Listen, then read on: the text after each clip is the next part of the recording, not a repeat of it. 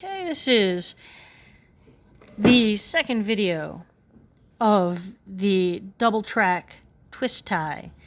So I'm going to start at the bottom and I'm going to start drawing a line up until I hit this first curl. Notice how I'm leaving room for another line because it's got to be a shape, not just a line. So now I got a shape going through there. And I'm going to keep drawing this shape except I never cross a line. When I get to this line, I stop.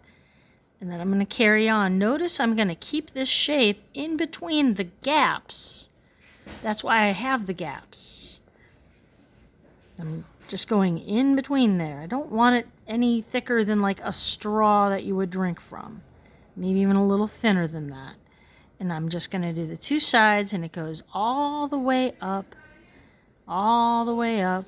And I always go to the line. I pick up my pencil. Boom. Okay, now I'm going to do the other side. So I'm going to start on the left side, draw a line, because I got to leave room for the other line. And it's really important that I never crisscross, but I got to fit in between the gap that I left myself. So this is kind of a skinny gap, and I got to kind of twist my little guy here to make sure I fit in there. So sometimes it's got to curve in order to fit in the gap that I drew. See how I'm having to curve it, but I want it to look like it continues. So I always want to make it look like it's continuing and not jumping left to right. It can curve, but see, it should continue up so that it looks like they would join, but it's got to go under. So now I've got to go and close the gaps. Start at the bottom so you don't jump around.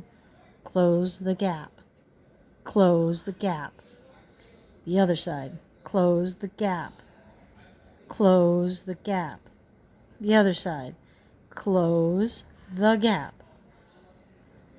The other side. Just tiny little spaces now that need to be closed up. This one's a little bigger, but I know which way to go because I had to start. This is shorter. Now, where would this go to? This has got to link up with this over here so that it would look like it would join, except I don't want to go and crisscross any lines. I always stop before I cross the line.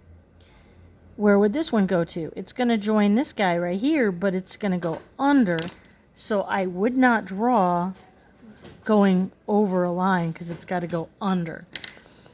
Where would this guy connect to? Well, he's going to connect over here. Where would this guy connect to? You got it. It's going to connect to this right here. So, like it joins it, except you don't draw over. You always draw under. You stop where it would join. So I'm closing these little gaps. Close the gap, but make it look like it joins this side. Close the gap, but make it look like it joins this side. Close the gap, but where should it look like it joins? It joins this guy.